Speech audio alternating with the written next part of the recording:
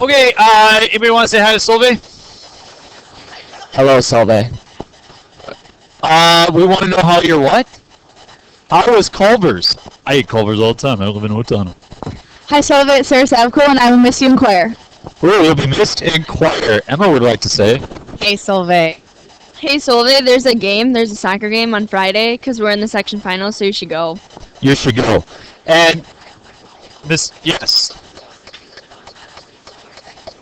Oh yes, I tried to make it yesterday. I tried to come up yesterday, and I wasn't able to get there in time. I had a student take a test after school, but yes, I am going to come to the cross country section meet. Definitely, I will be there. So, I'm gonna see about Friday. I gotta see what responsibilities I have with the kids and stuff like that. So, Solveig, we hope that your PSAT is going very well.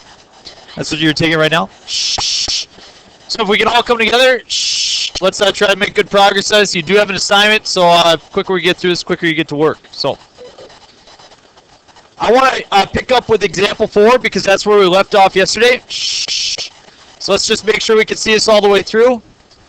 So this is a review of what we did during the last test, but it does say that what we would like to do is we'd like to find the equation for the line tangent. Now I know you have most of these notes, but we didn't finish it off. How do you find an equation for a line tangent? What 2 things do you need? Yep, point on the line is 1, 0, and then slope is equal to the limit as h goes to 0 of 1 minus 1 plus h cubed minus 0 all over h. So the whole idea was that the slope is the same thing as the derivative, okay? The instantaneous slope, instantaneous rate of change, is the derivative at that spot. You guys worked this out. You had 1 minus h to the third minus 3h squared minus 3h plus minus 1 all over h. We saw that what cancels? The 1s you can factor out in h, and you get the limit as h goes to 0 of negative h squared minus 3h minus 3. And as you plug in 0, everything goes away except for the negative 3. So your slope is equal to negative 3. Can I now write an equation for the line? Yes. Y equals mx plus b. I know my y value is 0. I know my m value is negative 3. My x value is 1. I solve, and I get 3 is equal to b, so y is equal to negative 3x plus 3. Old hat, right? You know how to do that. That should be a review. You guys did excellent with that on the test. I expect we can do it moving forward. Let's look at something that is exponentially more interesting than that last example. Given the function h of x is equal to 9 to the x, approximate the slope of the line tangent at 0, 1. How is this different than the last problem? Yeah. This is an exponent. Do we know how to deal with these? Have we seen this yet? We haven't. And this is much more difficult. As you can say, it says approximate. I will tell you guys later on exactly what the slope is at that spot. Okay, I'll tell you later on. But right now we can't quite do it. Okay, it ends up being the natural log of 9 is the slope. But here's what we're gonna do. Okay, the slope is equal to the derivative at that spot. Okay, the derivative at what point are we evaluating at? At 0, which is equal to the limit as h approaches 0 of 9 to the what? 0 plus h minus what? 1 divided by h. Is there any confusion how I came up with those numbers? Okay. 0 is a. 1 is f of a. So, a plus h is going to be 0 plus h. Yep. Well, I'm just saying that that's the derivative. That's the new terminology that we're learning. So f prime, so you guys, there's going to come a time where I won't even write m anymore. I'll just write f prime. I just want you to understand that that's a slope. So f prime of 0 is going to be the limit as h approaches 0 of 9 to the h minus 1 over h. Now, let's think back to limits. Okay, can we just plug 0 in this situation? No, it's discontinuous. The question is it a removable discontinuity? If we looked at the graph, we might find that that's the case. We might find that it's possibly not the case. Question?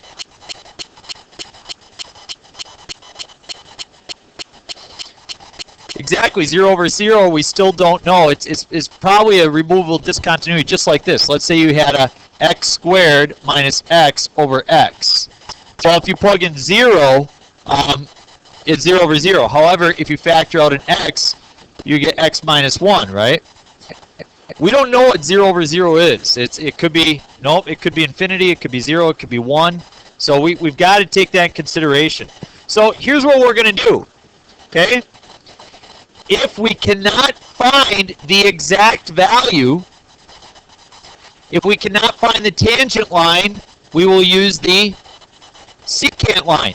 Tangent line, h is 0, okay? Secant line, we're going to have h not be 0. What's a really small value that we could use to estimate the slope?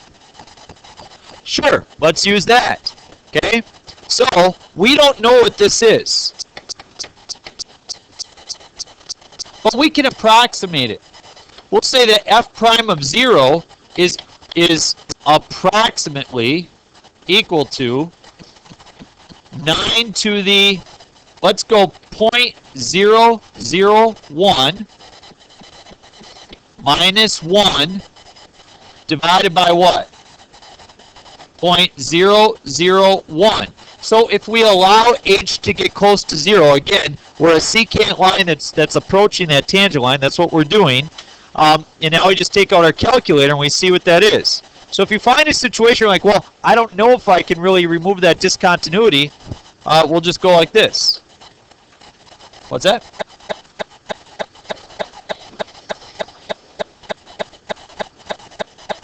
No.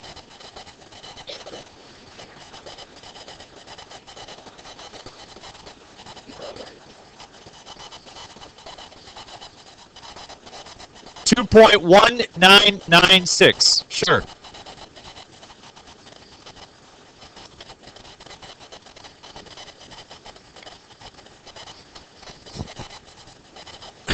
Now, I want to see how accurate that is. Shh. That's our approximation for slope. Question. It's a 9. Yep, sorry.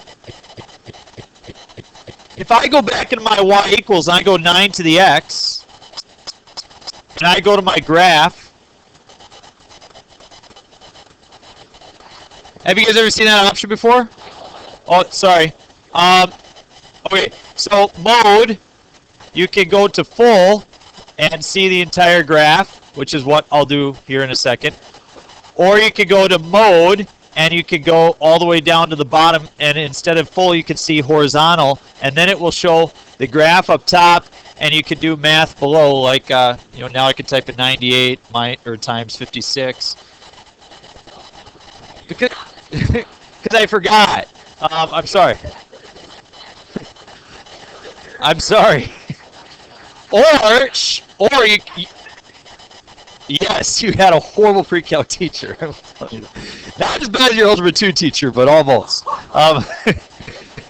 So yes, you could go mode, and you could go all the way down to GT, which is graph/table, and then you press graph, and you see the graph and the table at the same time.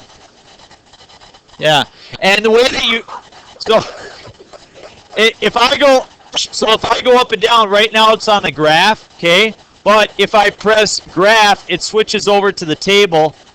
Well, wait a minute. I thought, do I have to do actual table? Yeah, I do. Okay. So, anyway, let's go. I want to go to the full graph, and again, I just want to show you if I want to see the slope at that point, do you remember what I press? I go second calculate what? 6. Wait a minute. No. Second calculate and number 6 for derivative. And I want it at what value of x? 0 was the point which we want to identify. So I type in 0, I press enter, and it gets here at 2.197, which is pretty close to what I have, right? So we did approximate that slope very well. All right? Yep, we just approximated it. No, you need to do that. You need to understand you're taking h to 0. Okay, I'll flip it over. We're almost done here.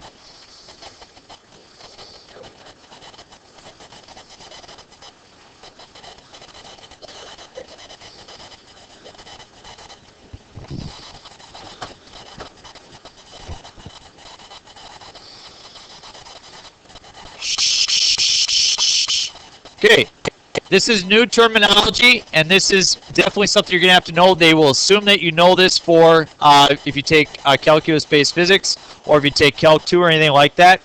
It says a particle is moving along a straight line with the equation S is equal to f of t, where S is the position in meters and t is the time in seconds. Find the velocity of the particle at times t equals -4, 1, 3, given the function has position S equals 5t squared minus t minus 3. Your position function you can write as this. S of t is equal to 5t squared minus t minus 3. Let's all understand that that's our position function. Position tells us where we are at a given time. Are we 3 meters from the beginning? Are we 4 meters from the beginning? Where are we? Okay, that's what we want to know. Now, if I say velocity, can somebody give me a, what is velocity? Yeah, it's like speed and direction, right? So it's like meters per second. So that's what you change with meters with respect to time, right? Or the change in y with respect to x. What does the change in y with respect to x sound like? Slope. And slope is just another way of saying derivative. So we can simply find velocity by taking the derivative. So s of t, we'll say s prime of t, is the same thing as the velocity function.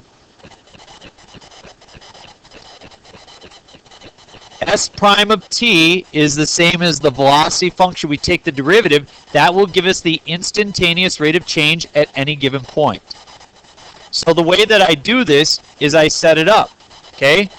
These are my a values. Would you like to do it 3 times, or would you like to do it once and then plug in your a values? So we set it up. S prime of t is equal to, so I'm taking the derivative, so now I'm going to do my operator. My operator is this. Limit as h goes to 0 of what?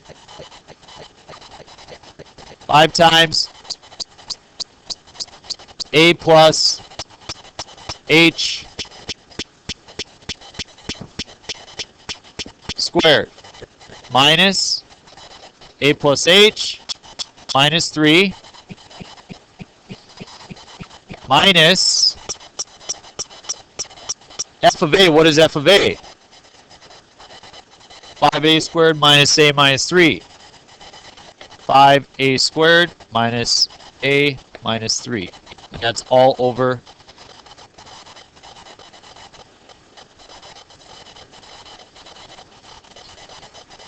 Yeah. So if you plug a in, you get 5a squared minus a minus 3.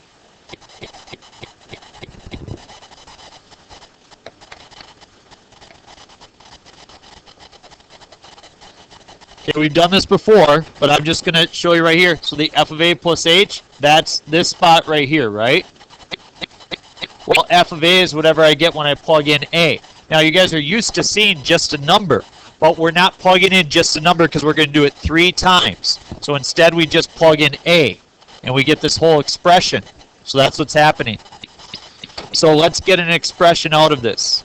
S prime of t is then equal to the limit as h goes to 0 of, what do you get when you take 5 times a plus h squared? 5a squared, 10ah, 5h squared. Then what? Minus a, minus h, minus 3, minus 5a squared, plus a, plus 3, all over h. Now, I know that this seems like a lot of work, but just think about what you're doing. You're finding slope at one point. I told my pre-calculus class this morning that that was the basis of calculus, and their minds blew up. There was brain matter everywhere. So, I mean, you're not doing it. I mean, they couldn't even fathom it. They're like, 1 point? That's ridiculous. You know, so we're not doing a small thing, right? This is a big thing. So, but we're making cake out of it. 5a squareds, cancel. What else cancels? That a's is a 3. Does everything else have an h? As it should. If you factor the h out, you get the limit as h goes to 0 of 10a plus 5h minus 1. You plug in 0 for h, and you get 10a minus 1. That is your velocity function. 10a minus 1. Let's plug it in now. At time -4, you have a velocity of -41. At time 1, you have a velocity of At time 1, you have a velocity of 9. At time 3, you have a velocity of 29. How can I have a negative velocity? That means I'm moving either down or in the left direction. Okay? Those are your opportunities. Any questions how I did that?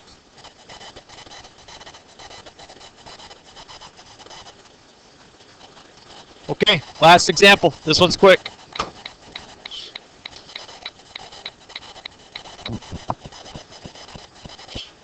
The temperature of a pot of water is modeled by the function C equals F of M. C is in Celsius, and M is in time in minutes. So here's how you do these problems. Here's what we want to do. We want to explain in simple terms what F prime of M means. Okay? Again, that's the function. We're calculating, what does C stand for? Celsius, right, temperature, right? And what does the M stand for? Minutes. So, as minutes go by, what do you think happens to the temperature? It goes up. So if we were going to, let's say you came out with a number 10. What label would you attach to number 10? Degrees per minute. Do you see that the label is a rate? All derivatives have a rate. And thinking of that will help you then make sense of the problem. What does the derivative of that function mean? That means the instantaneous rate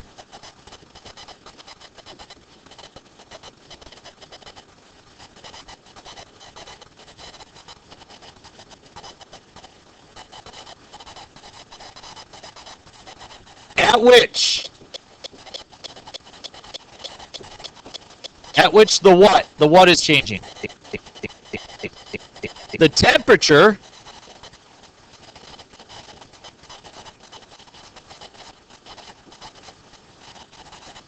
with respect to time. So how fast is the temperature changing as the time changes? That's what it means. How fast is the temp changing as the time changes? Degrees per minute. But instantaneous, that means how many points? 1 point as opposed to 2. So explain in simple terms what, now we're going to plug in some values. F prime of 5 is equal to 10. No, very careful. If we say after 5 minutes, that means an average time interval from 0 to 5. But we want to say instantaneous, so we say at 5 minutes. And people get mad when I take this point off the test, but if you have this question on the test, if you write after 5 minutes, that insinuates an average rate of change. And it's not a cumulative thing that's happening, it's instantaneous. At 5 minutes. Temp is changing, very good.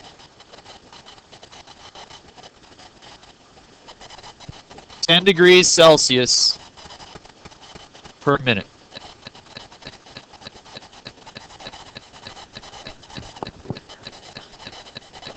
Okay, now we're going to check for your understanding. We'll see if you got this.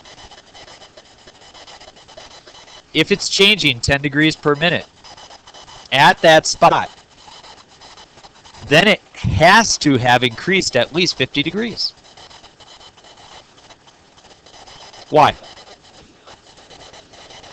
Heck, it could have dropped temperature for the first few minutes, and then all of a sudden at 5, they crank up the heat, and it's now at 50.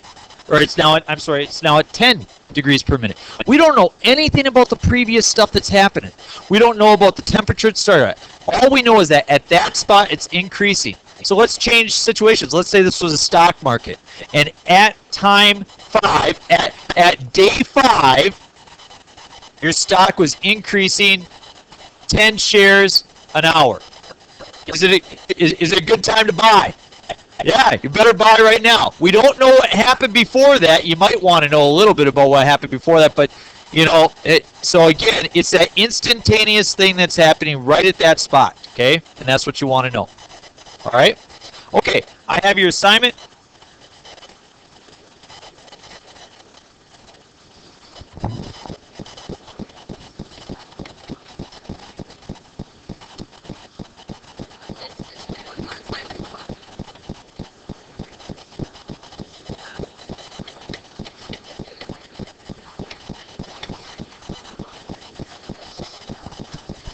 It's right there. I wrote it bigger. That's what you got? Your arm okay? You okay? Oh, your arm? Oh, never mind. Great, thanks. Boom, I'll hit you.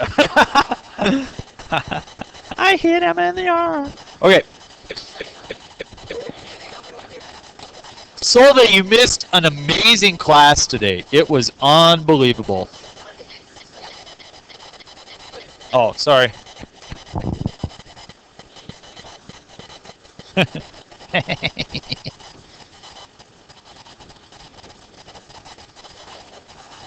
Nine through 17 odd.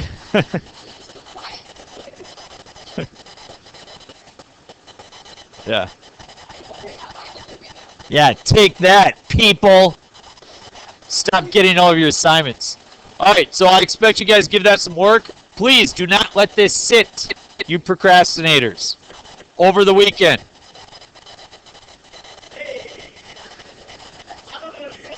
Get rolling at some point. That's how you learn. Okay? Alright, good luck. Bye. So I had a great MEA.